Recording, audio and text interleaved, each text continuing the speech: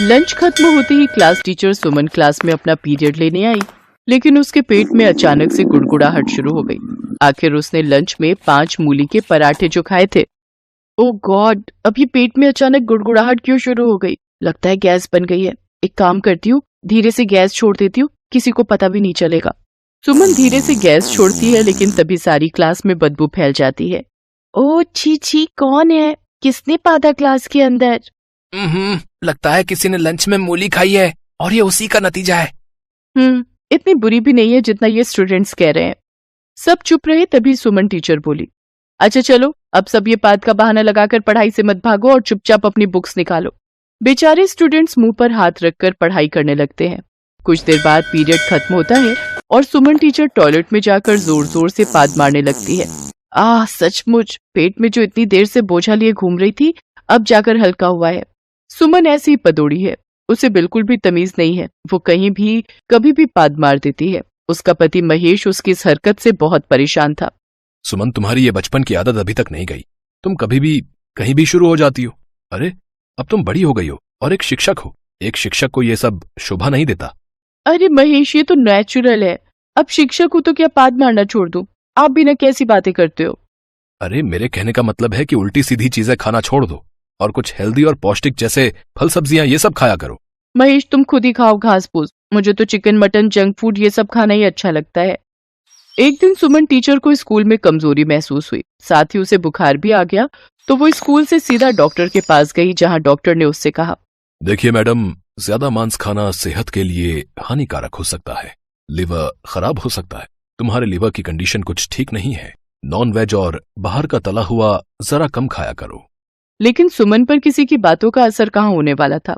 दवाई खाकर ठीक होते ही वो स्कूल से छुट्टी होने के बाद सीधा रेस्टोरेंट गई और वहाँ ढेर सारा चिकन और जंक फूड खाने लगी और फिर घर आकर गंदी गंदी पादे मारने लगी। ऐसे दिन बीतते गए। एक दिन सुमन स्कूल बस से घर लौट रही थी कि तभी उसने इतनी गंदी पाद मारी कि बेचारी ड्राइवर का तो सर ही घूम गया और बस सीधे एक पेड़ से जा टकराई। लेकिन शुक्र है कि किसी को कोई चोट नहीं आई। घर आकर हंसते हुए उसने ये बात अपने पति को बताई। पता है महेश, आज मैंने बस में आते हुए इतनी बदबूदार पाद मारी कि उसकी स्मेल से तो ड्राइवर के होश ही उड़ गए और बस एक पेड़ से टकरा गई। ये बिल्कुल भी ठीक बात नहीं है सुमन। देखना, एक दिन जब स्कूल में सबके सामने तुम्हारा भांडा फूटेगा ना, तो तुम्हें बड़ी ही शर्मिंदगी होगी। तुम भी ना खामखा की टेंशन पाल बैठते हो। किसी को कुछ भी पता नहीं चलेगा, समझे? सुमन की इस हरकत से घर और स्कूल वाले सभी उससे परेशान हो गए थे। अब तो सारे स्कूल में ये बात फैल गई थी कि 8वीं क्लास में हमेशा पाद की बदबू रहती है। एक रोज स्कूल की ओर से स्टूडेंट्स को पिकनिक पर ले जाया गया। सुमन टीचर ने पिकनिक पर मिलने वाले मेन्यू के बारे में पहले से ही पता कर लिया था, जिस वजह से आज वो घर से कुछ भी खाकर नहीं आई थी। आज तो अपना पेट अच्छे से खाली करके आई हूँ और सुबह से अभी तक कुछ खाया भी नहीं, ताकि लजीजदार खाना पिकनिक पर खा सकूं। कुछ ही देर में सभी पिकनिक स्पॉट पर पहुंच गए और हलवाई वहां खाना बनाने लग गया। सुमन टीचर अपनी कुर्सी खाने के बगल में ही जमा कर बैठी रही। सभी बच्चे खेलने लग गए। हलवाई भैया, जरा जल्दी करो ना, मेरा मतलब है कि बच्चों को बहुत जोरों की भूख लगी होगी। 2 घंटे बाद खाना बनकर तैयार हो गया। बच्चों को खाना परोसने के बाद सुमन टीचर ने अपनी थाली अच्छे से भर ली और जल्दी जल्दी खाने लगी। उसने सबसे पहले अपनी भरी हुई थाली को खत्म कर दिया। उसके बाद 2 थाली भर के और खाना खाया। भैया, मुझे 6 पूरी और देना, और हाँ, इस बार गुलाब जामुन एक साथ 4 रख देना, बहुत भूख लगी है। पिकनिक खत्म होते ही सब लोग बस में बैठ गए। सुमन टीचर बस में बीचों बीच बैठ गई। बस जैसे ही चलने लगी, सुमन टीचर को पाद आ गई। उसने धीरे से पाद दिया और सारी बस में फिर से बदबू फैल गई। पता नहीं कौन है जो क्लास में तो क्या बस में भी हमें चैन से नहीं रहने देता। हर रोज हमें ये सूंघना पड़ता है। अब कम से कम आज तो मत पादो यार। ओह नो, पेट भरकर खाना खाने के बाद अब फिर से ये सब सूंघना पड़ेगा।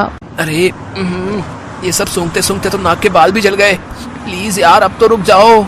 सब बच्चों की बातें सुनकर सुमन टीचर मन ही मन हंसने लगी। फिर हर 2-2 मिनट में वो पादने लगी, जिसकी बदबू से बच्चे उल्टियां करने लगे। पूरी बस गंदी गर्म हवा से भर गई। सभी स्टूडेंट्स बातें बनाने लगे। पता नहीं कौन पाद रहा है, ऐसा लग रहा है मानो किसी ने सुअर खाकर पादा हो। ये सब बातें ना सुननी पड़े, इसलिए सुमन टीचर ने अपने कानों में हेडफोन लगा लिया और उसमें फुल वॉल्यूम में गाने सुनने लगी। लेकिन गाने सुनते सुनते वो इतना खो गई कि वो भूल ही गई कि उसके फोन में हेडफोन लगा है। तभी उसे फिर से पाद आ गई। अरे यार, फिर से पाद आ गई। कोई नहीं, धीरे से छोड़ देती हूँ। वैसे भी बस में इतनी तेज म्यूजिक बज रहा है, किसे सुनाई देगा। सुमन ने जोर से बात दिया। उसकी आवाज इतनी तेज थी कि सारी बस ही कांप उठी। कुछ ही देर बाद उसने लगातार एक के बाद एक कई बार पादा। वो खुद तो म्यूजिक की धुन में खोई हुई थी और ये भूल गई थी कि सब उसे सुन रहे हैं। उसने जब अपनी आंखें खोली तो सब उसी की ओर देख रहे थे। सुमन टीचर, तो आप ही हो वो पदोड़ी जिसने पूरी क्लास में बदबू फैला रखी थी इतने समय से। स्कूल चलो, आगे का फैसला वही होगा। कुछ देर बाद सभी स्कूल पहुंच गए, जहां प्रिंसिपल मैडम तक सारी बात पहुंच गई। जी सुमन मैडम, आपसे हमें ये उम्मीद बिल्कुल नहीं थी। एक टीचर होकर ये सब हरकतें, तुम्हें इसके लिए स्कूल से निकाला जाता है। मुझसे गलती हो गई, सॉरी मैडम। लेकिन सुमन टीचर को स्कूल से निकाल दिया गया और वो शर्म से ढेर ढेर हो गई। इसलिए कहता था तुम्हें कि कुछ हेल्दी और लिमिट से खाया करो। सुमन को अपनी गलती का एहसास हो गया और अब उसने जंक फूड को बाय बाय कह दिया और नॉनवेज भी महीने में एक बार ही खाने लगी और सिर्फ हेल्दी खाना ही खाने लगी। कुछ ही दिनों में उसकी पाद मारने की बीमारी ठीक हो गई और अब वो नई जगह नए स्कूल में बच्चों को खुशी खुशी पढ़ाने लगी। अशोक और मालती अपनी बेटी दीपशिखा की शादी को लेकर बहुत ही परेशान थे। दीपशिखा दिखने में तो बहुत ही सुंदर थी, लेकिन उसके अंदर एक बहुत ही बुरी आदत थी और वो आदत थी पाद मारने की। और उसकी पाद भी कोई नॉर्मल पाद नहीं होती थी। उसकी दुर्गंध इतनी भयानक होती कि सभी के मुंह से निकल जाता। अरे उठा ले रे बाबा, मेरे को नहीं, इसको। जो भी लड़का उसे देखने आता, दीपशिखा की उस समय ना चाहते हुए भी पाद छूट जाती और उसका रिश्ता टूट जाता। पूरे 2 दर्जन लोगों ने हमारी बेटी को रिजेक्ट कर दिया है। पता नहीं इसकी शादी कभी होगी कि नहीं। अरे ऐसा मत कहिए, भगवान ने सबके लिए कोई न कोई जोड़ी बना कर रखी है। मालती ये बोल ही रही थी कि दीपशिखा जो वहां बैठी मूली खा रही थी, उसने जोरों की पाद मार दी। पाद की आवाज इतनी जबरदस्त थी कि टेबल पर रखा मोबाइल नीचे गिर गया और उसकी स्क्रीन टूट गई। और उसके बाद वहां जो बदबू फैली, उसके कारण अशोक और मालती बेहोश होते होते बचे। अरे दीपशिखा, तुझे पाद ही मारना था तो यहाँ से उठकर चली जाती, दूसरे कमरे में पाद मार लेती, लेकिन तू है कि अपनी आदत से बाज नहीं आती। अरे माँ, मैं उठकर जाने वाली थी, लेकिन तब तक पाद छूट गई। ये कहते हुए उसने एक बार फिर से पाद मार दिया। मालती और अशोक नाक पर हाथ रखे हुए दूसरे कमरे में चले गए। 2 दिन बाद की बात है। अशोक ने पंडित जी को घर पर बुलाया था। पंडित जी ने एक बहुत अच्छा रिश्ता उन्हें बताया था। लड़का जिसका नाम मुकेश था, वो बैंक में मैनेजर था और अच्छे परिवार का भी था। उसके पिता रिटायर्ड प्रोफेसर थे, माँ हाउसवाइफ। अरे नहीं नहीं अशोक जी, वो लोग बहुत ही अच्छे हैं। एक पैसे की डिमांड नहीं है उनकी। अरे अच्छे खाते पीते परिवार से हैं। उन्हें दीपशिखा पसंद तो है ना? अरे 100% पसंद है, तभी तो मुझे बात आगे बढ़ाने के लिए बोला है। पंडित जी ये बातें कर ही रहे थे कि दीपशिखा दूसरे कमरे से वहां आई और अपना मोबाइल खोजते हुए बोली, माँ तुमने मेरा मोबाइल देखा है क्या? मिल नहीं रहा है, मुझे अर्जेंट कॉल करना है। ये कहते हुए उसने जोर की पाद मार दी। पंडित जी जो इतनी देर से दीपशिखा की तारीफ कर रहे थे, उन्होंने उसकी ओर तिरछी नजरों से देखा और कहा, मुझे भी एक अर्जेंट काम याद आ गया, मुझे इजाजत दीजिए।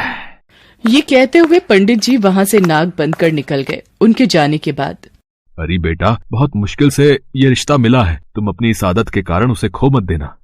मैं क्या करूं पिताजी, मैं कंट्रोल करने की कोशिश तो करती हूँ, लेकिन होता नहीं।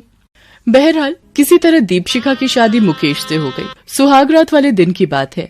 तुम बहुत ही खूबसूरत हो, मैं बहुत लकी हूँ कि तुम्हारी जैसी लड़की से मेरी शादी हुई।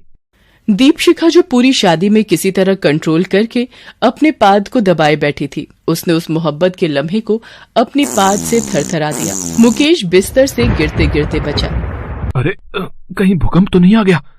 भूकंप नहीं तो। तभी उसके नाक से पाद की बदबू टकराई, जो इतनी भयानक थी कि उसका मन उल्टी करने का करने लगा। क्या हुआ जी, आपको उल्टी क्यों आने लगी? आपने कुछ ज्यादा ही खा लिया क्या? अरे नहीं नहीं, खाया तो मैंने बिल्कुल कम है। मुझे उल्टी इस गंदी बदबू के कारण आ रही है। पता नहीं कहाँ से आ रही है ये बदबू। वही तो मुझे समझ नहीं आ रहा है। अरे टेंशन मत लो, मैं अभी इस बदबू का इलाज करता हूँ। मुकेश बिस्तर से उठा और अलमारी से रूम फ्रेशनर निकालकर कमरे में छिड़कने लगा। रूम फ्रेशनर की आड़ में दीपशिखा के पाद की बदबू भले ही छिप गई हो, लेकिन उसकी इस आदत का पता मुकेश को लग गया। एक रात जब वो देर रात तक ऑफिस का काम कर रहा था, तभी दीपशिखा उसके पास आई और कहा कि सारा दिन काम काम काम काम, कभी तो हमें भी समय दे दीजिए। अरे एक जरूरी फाइल बना रहा हूँ, कल बैंक का प्रेजेंटेशन है। एक काम करो, तुम सो जाओ, मैं आता हूँ। मुकेश ने अपनी बात अभी खत्म भी नहीं की थी कि दीपशिखा ने जोरों की पाद मार दी। कुछ ही सेकंड में उस पाद की बदबू इतनी बुरी तरह से कमरे में फैल गई कि मुकेश का दम घुटने लगा। ये पाद की बदबू कुछ जानी पहचानी लग रही है। सुहाग रात के दिन भी ऐसी ही बदबू आ रही थी। कहीं इस बदबू के पीछे दीपशिखा तो नहीं है? मुकेश ने उस समय तो कुछ नहीं कहा, लेकिन वो उस पर नजर रखने लगा और अगले ही दिन उसे पता लग गया कि दीपशिखा ही उस बदबू की जड़ है। धीरे धीरे दीपशिखा के सास ससुर को भी उसकी इस गंदी आदत का पता लग गया। एक दिन वे सभी एक रिश्तेदार की पार्टी में जाने वाले थे। तभी दीपशिखा भी तैयार होकर वहां आई तो उसे देखकर मुकेश ने कहा, अरे दीपशिखा, तुम भी हमारे साथ आ रही हो क्या? हाँ, सब लोग जा रहे हैं तो मैं घर में अकेले क्या करूंगी? अरे दीपशिखा, वो क्या है ना कि हम घर में ताला बंद करके नहीं जा सकते हैं, क्योंकि मोहल्ले में अक्सर चोरी होती रहती है। अगर हम सभी चले गए तो कोई ना कोई चोर घर में घुस जाएगा। हाँ हाँ, अभी 2 दिन पहले ही तो शर्मा जी के घर में चोर घुस आए थे। दीपशिखा, अगर तुम्हें मन है शादी में जाने का तो तुम जाओ, मैं घर पर रहती हूँ। अपनी सास की बात सुनकर दीपशिखा ने कहा, अरे नहीं नहीं माँ जी, आप लोग जाइए ना, मैं घर पर रहती हूँ। ये बात तो आई गई हो गई, लेकिन धीरे धीरे दीपशिखा को लगने लगा कि वे सभी जानबूझकर उसे कहीं ले जाने से बचते हैं। यहाँ तक कि घर में भी कोई उससे ठीक से बात नहीं करता था। कोई मेहमान अगर घर पर आता तो उसे उसके सामने नहीं जाने दिया जाता। उसका पति मुकेश भी अब उससे खिंचा खिंचा रहता, यहाँ तक कि वो रात को उसके पास सोता भी नहीं था। एक दिन जब उसने मुकेश से इस बारे में पूछा तो, तुम्हें पता नहीं है कि मैं तुमसे क्यों खिंचा खिंचा रहता हूँ? अरे तुम्हारी आदत के कारण। अरे पादते तो सबको ही हैं, लेकिन ऐसी जहरीली पाद और लगातार पाद कौन बर्दाश्त करेगा? मेरी तो किस्मत ही फूट गई कि तुम्हारे जैसे पतक्कड़ मेरे जीवन में आ गई। ये कहकर वो दूसरे कमरे में चला गया। दीपशिखा बहुत रोई, लेकिन रोने से पादने का तो कोई कनेक्शन नहीं है। ऐसा तो हो नहीं सकता था कि रोने से उसकी पाद रुक जाए। उसके सास ससुर भी अब उसे गाहे बगाहे ताने देने लगे। बहू, वो आज कुछ मेहमान घर पर आ रहे हैं। मैं चाहती हूँ कि जब तक वो रहें तुम ऊपर वाले कमरे में खुद को बंद कर लेना, और जब तक वो ना जाएं तुम बाहर मत निकलना। मैं नहीं चाहती कि तुम्हारी पादने की आदत के कारण बिरादरी में लोग मेरी हंसी उड़ाएं। दीपशिखा को अब वो घर काटने को दौड़ता था। पादती तो वो अपने घर में भी थी, लेकिन उसके माता पिता उसका इस तरह से अपमान कभी नहीं करते थे। वो बेचारी अब घुट घुट कर उस घर में रहने को मजबूर थी। मन तो उसका करता कि वो भाग जाए, लेकिन वो अपने पति से बहुत प्यार करती थी। एक बार की बात है, रात के 11:30 बजे थे, तभी कुछ चोर उसके घर में घुस आए। बहुत मोटी पार्टी है ये, अच्छे से हाथ साफ करना है इनके यहाँ। मैं घर वालों को अपने कब्जे में लेकर उनसे गहने और रुपए निकलवाता हूँ। तब तक राका, शाका, पिंटू और मंटू सारा कीमती सामान इस बोरे में भरो। एक चोर चाकू की नोक पर उन सभी को बाहर ले आया और घर के सारे गहने और रुपए समेटने लगा।